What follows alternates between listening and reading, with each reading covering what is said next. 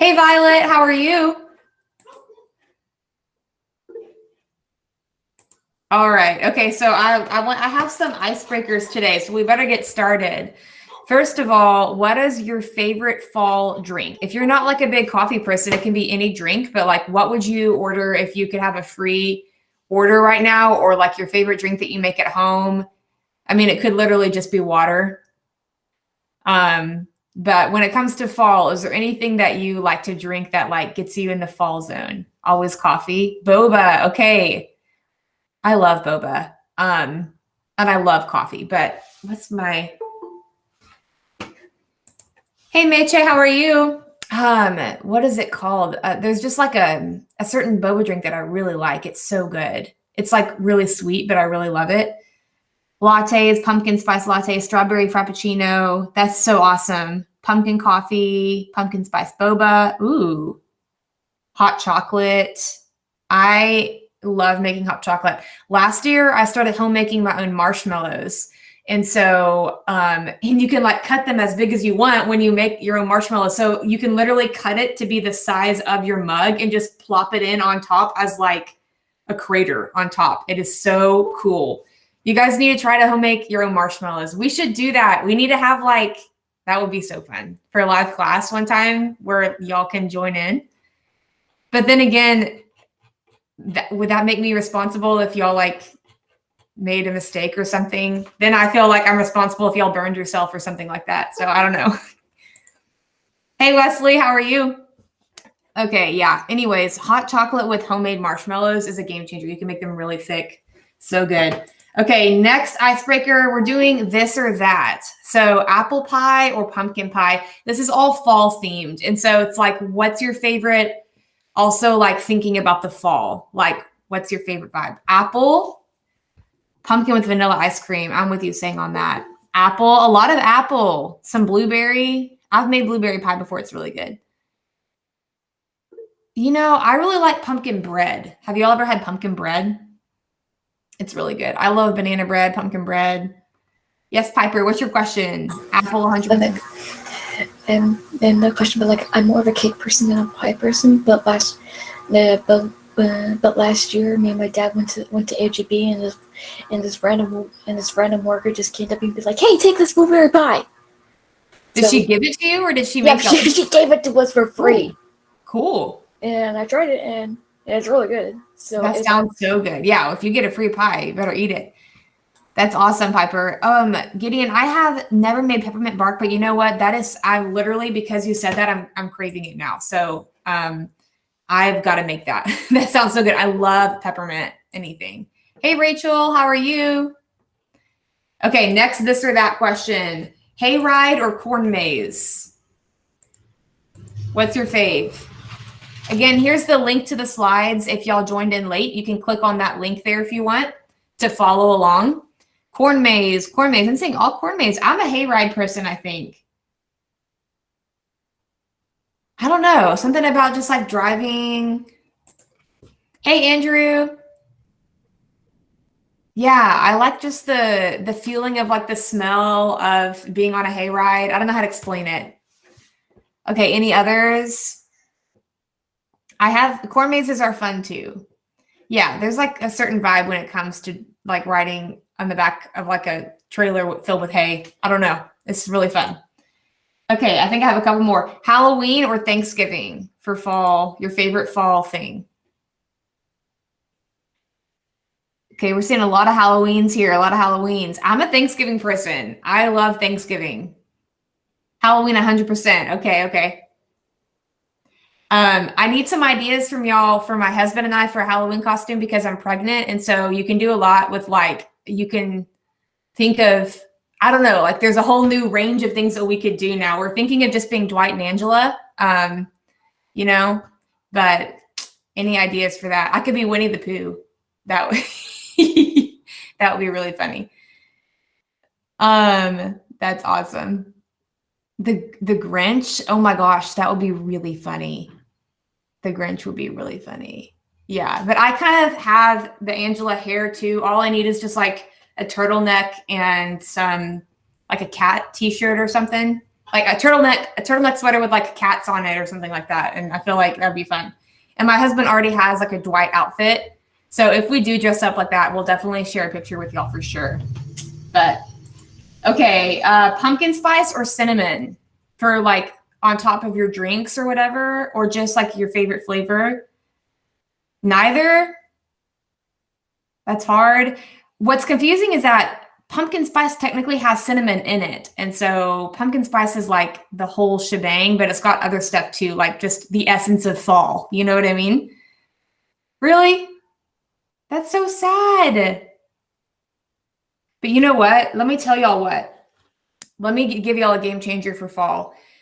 I bought cinnamon sticks. Like rather than cinnamon powder, cinnamon sticks. If you make a hot chocolate and you home make your own marshmallows and then you put a cinnamon stick in that, like a whole stick, man, you just feel like you've bought like a $7 hot chocolate. You know what I mean? It's like a homemade, but you've got like the fancy stuff in it. If y'all can ever find these like at your store with the cinnamon sticks, it just feels so fancy. You just stick it in there and then it kind of like, it's like the essence of cinnamon just kind of, I don't know, gets in your drink. Oh, it's so good.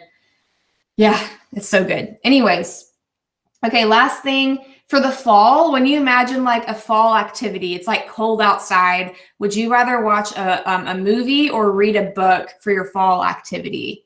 I feel like we're going to be 50-50 here. Yeah, you can include TV show with kind of movies. Emily, I'm with you. I really love being outside unless it gets really cold. A lot of books here, books. I'm seeing some movies too. That's awesome. Piper, movies, okay. Violet, books. It's kind of split here. That's so interesting. Stardew Valley. I love that, Emily. Stardew Valley was the first game my husband and I purchased on our Nintendo Switch. And then Animal Crossing came like a year after that, whenever it came out again. Yeah. Okay, cool. Yeah. Anybody else play Stardew Valley? I haven't played it in so long, but y'all are making me want to play now. That's awesome. I haven't played in so long. Okay. All right. We got to move on. Okay. So now we have to talk about chemistry a little bit today, right? Okay. So again, if you don't have the link for today, it's really important that you click on this because I've got some resources in here. So click on that link in the chat. So for today, you are invited to come to any of these if you're on this or about to be on it. If you're on lesson 1, you're invited to join at 1 o'clock today. So write that down or put it on your phone, on your reminder, whatever. If you're on lesson 3, join at 2 p.m. And if you're on lesson 6, join at 3 p.m. today. So that's lesson 1, lesson 3, and lesson 6. So you're invited to any of those. And if you are on a different lesson, you're invited to come literally anytime. So you can come anytime today if you're not on these lessons, but on a different one, and you can get help from me on the assignment. And I will actually help you with the answers to the problem, or work through it with you or show you how to get the right answer if you come into my classroom. And if you don't do well on a quiz or on a test, or you just want to make a better grade, I'll give you points back if you come in and we talk about what you missed together. So just so you know, those are all things that you have access to do. And I'm in my classroom every day to help you guys. And so if you don't join, you aren't getting the full benefit of what I can help you with to make it go quicker for you. So just know, I hope that you come into my classroom. Okay, I talked about this 2 weeks ago, but click on one of these. This is a periodic table, and please save it to your computer. So if you want the colored version, click that. If you want the black and white version, click that one. I think the black and white one might be a little bit easier to read. But click on it and save it to your Chromebook if you have a Chromebook or whatever laptop you're using. And if you have a printer, go ahead and print it, okay? And it will be really a lot less confusing for you than like not having a periodic table. So go ahead and click on one and let me know when you've saved it. So if you didn't do this 2 weeks ago, then go ahead and do it now and give me like a thumbs up or let me know when you've done it. Or if you did it last week already and you already have your periodic table, let me know. Okay, Piper's done it. Awesome, awesome. Thank you, Wesley. Thank you, Sophia. Thank you, Ivana. Thank you, Brayden. All right, now it's a matter of remembering to look at it, right? You're like, I don't know if I'm going to remember to look at it, but at least I saved it. Okay, cool. Thank y'all. So again, you can get to this by clicking on the link to this slide here and scroll down to that and click on it. Okay, so having a periodic table will be super helpful for you. Next thing, click on this link. This is the chemistry resource folder. Okay, and save it. Save it to your computer. There are different ways that you can save it. You can click add shortcut to drive by, let me just share and show y'all. So like when you click on the link, you'll see this right here. Okay, so click on the link and you'll see this. And if you click right here, this button, my computer goes really slow. I don't know, does any of y'all's computer go really slow? But mine does, so it's going to take a second. It's thinking so hard right now.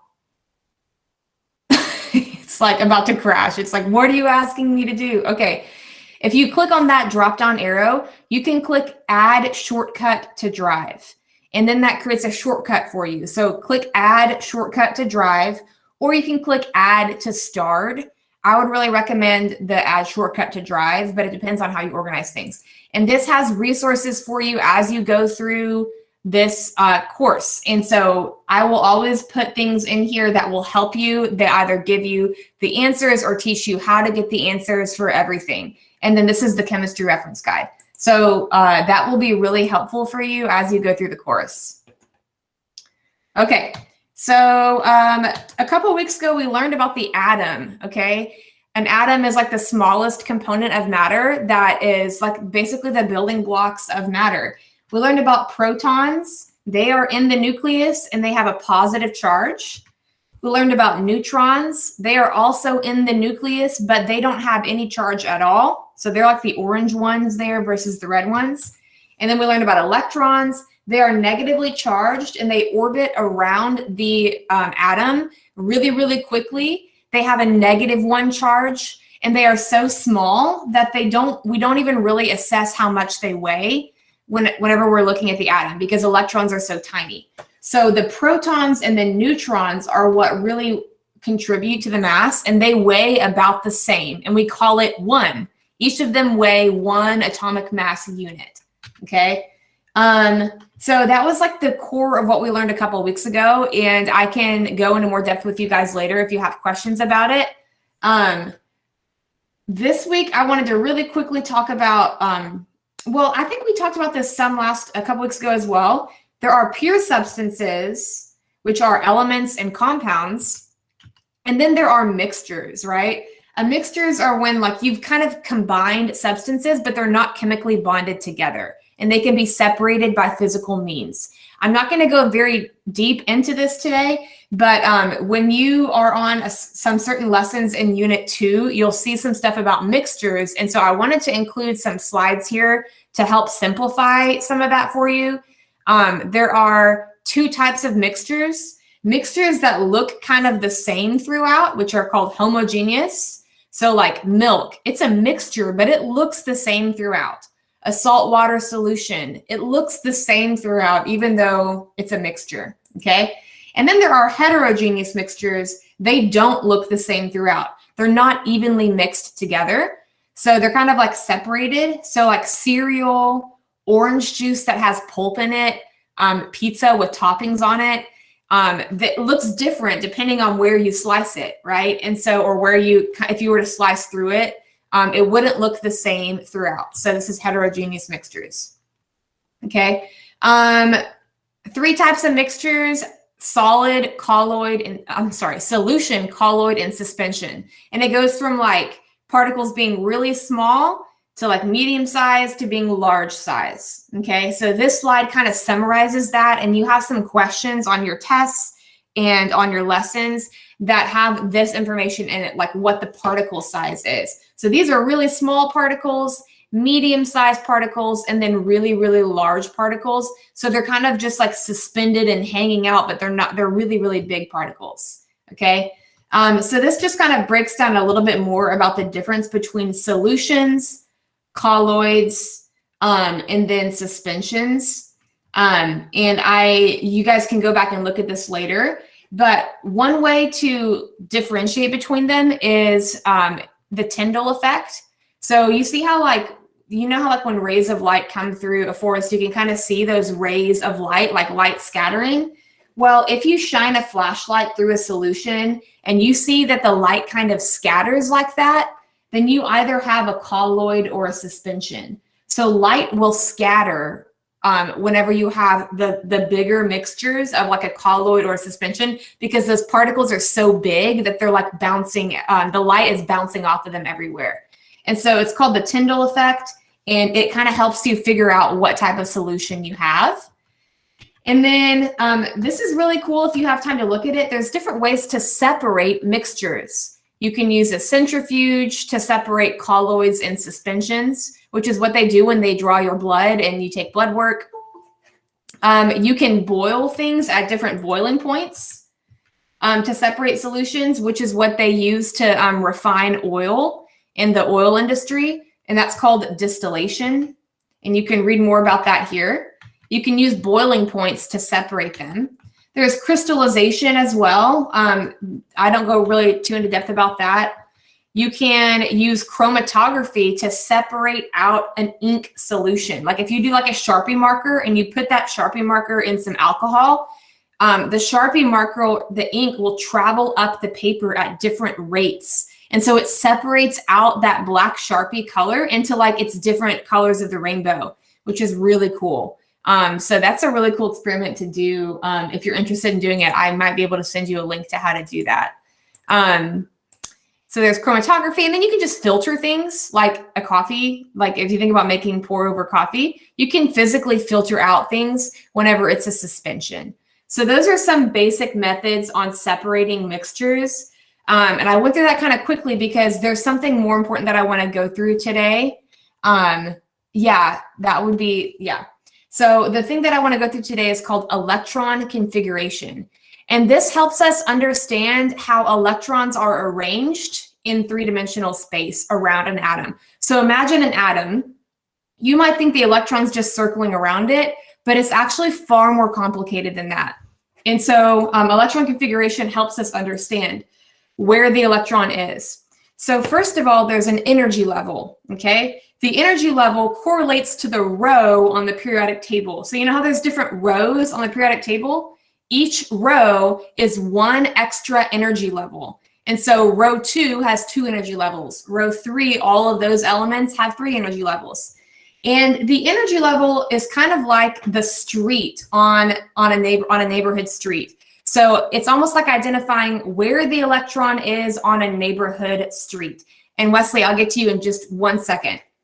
So the energy level kind of tells us basic information about where the electron is, okay? And then after that, there are different sub-levels on the street. And so just like on a neighborhood street, there are houses on the street, a sub-level is on an energy level on a neighborhood street, and it's telling us where the electron is a little bit more specifically.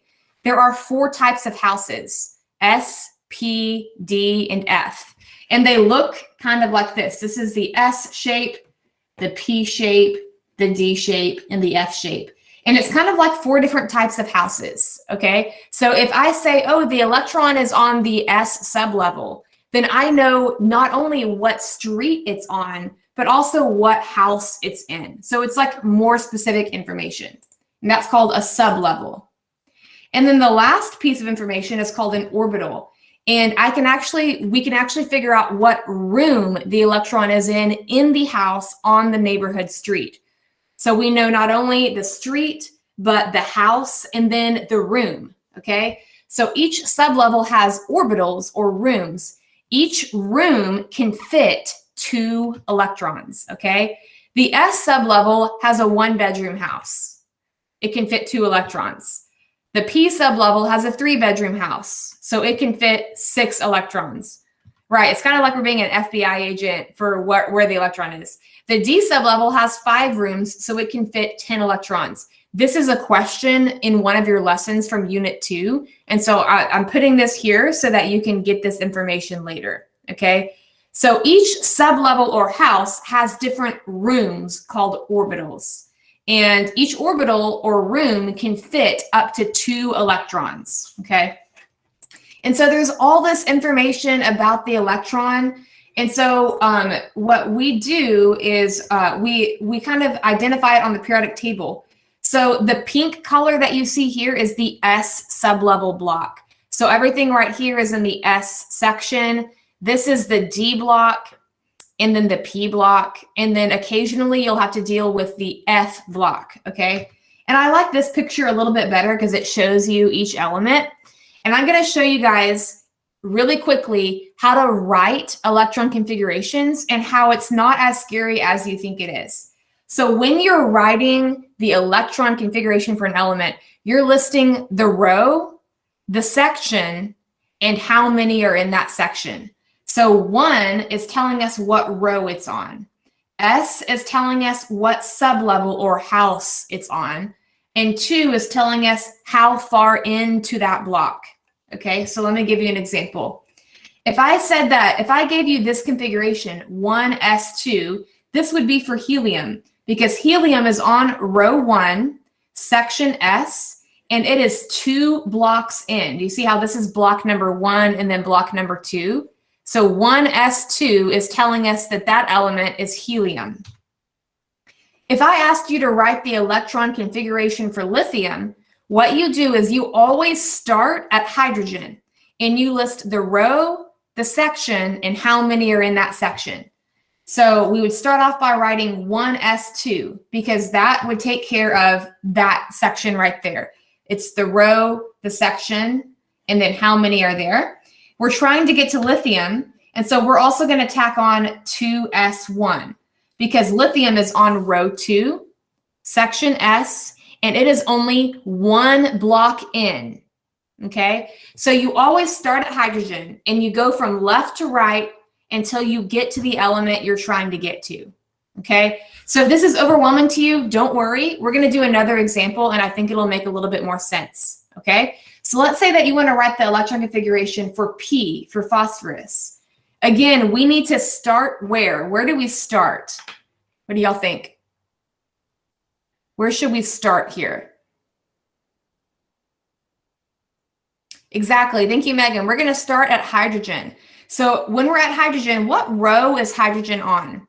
What energy level or row is hydrogen on? On row 1, what section do we hit first? Is this section S, P, D, or F when you look at that yellow right there?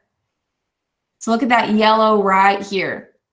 Yes, hydrogen is on section S. And then how many blocks are on section S right here? When you include hydrogen and then also this one over here, there's 2, right? Okay, so we're going to write 1s2 and that takes care of that row. Now what row are we on? Now we're on row 2, right? What section is this light blue section right here? What's this sublevel called? We're on section S, right? Do you see how it says S? How many elements are in this section? 1, 2, 3. How many elements are here? 2. So now we're going to write that, and then we're going to cross those out. Okay, now we're still on row 2, but what section are we on now? Going from left to right, what section is this? P. How many elements are in this section right here? When you count those elements? 6, right? Okay, so we're going to write that and cross all of those out. Now what row are we on? 3, right? Okay, and there's 2. I'm going to go a little bit quicker. There's section S. 2 of them are there. Now we're still on row 3, but now we're on section P. And how many until we get to phosphorus? 1, 2, 3, right? We only need to go 3. Great job, Emily. Great job, Piper. So that would get us to phosphorus. So we're just listing the row, section, how many, row, section, how many, until you get to the element you're looking for, right? And a trick is, you can look at the last part. You can look at 3p3, and that should tell you what element it is. It tells you the row, the section, and how far into the section. So when you're on a multiple choice test question, look at what it ends on. If it ends on the right element, that's the element you're looking for, right?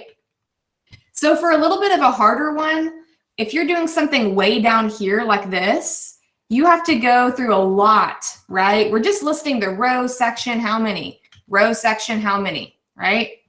When you get to the D section, what do y'all notice about the D section right here?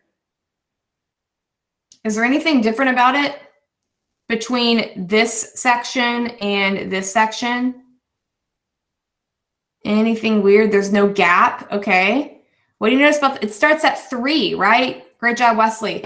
So see how this is on, we're on row 4, but the D block is on row 3. So what's weird about the D block is it always shifts down 1. So see how I wrote 3D? The D block is going to shift down 1.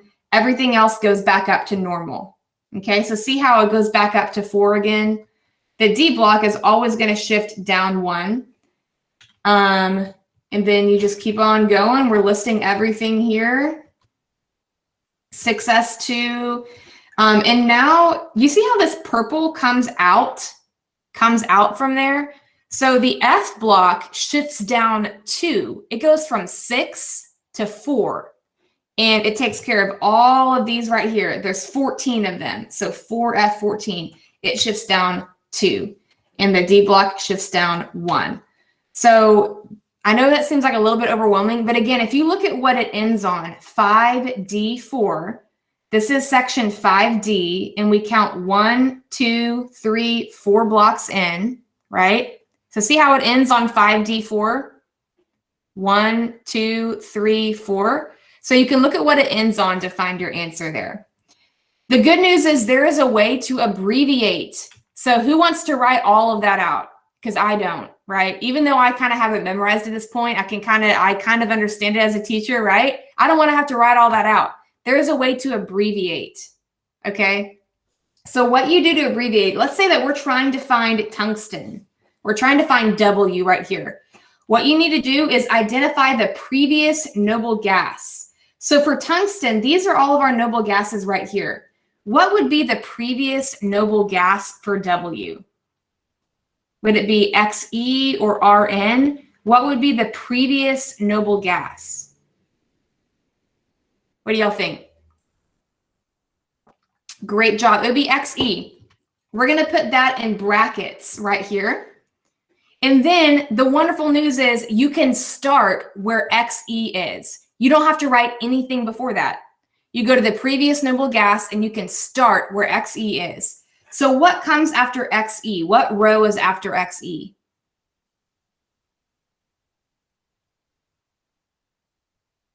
Six, right? Row 6. So we're going to say 6S2 because there are 2 blocks there, right? And then after the S block, we're going to kind of skip over the LA for a second and we go to this block. So this is called 4F because the F block shifts down 2 and there are 14 of them there. And then after 4F, there's the 5D section, 1, 2, 3, 4 to get to tungsten, to get to W. So rather than writing everything out, you can just go to the previous noble gas.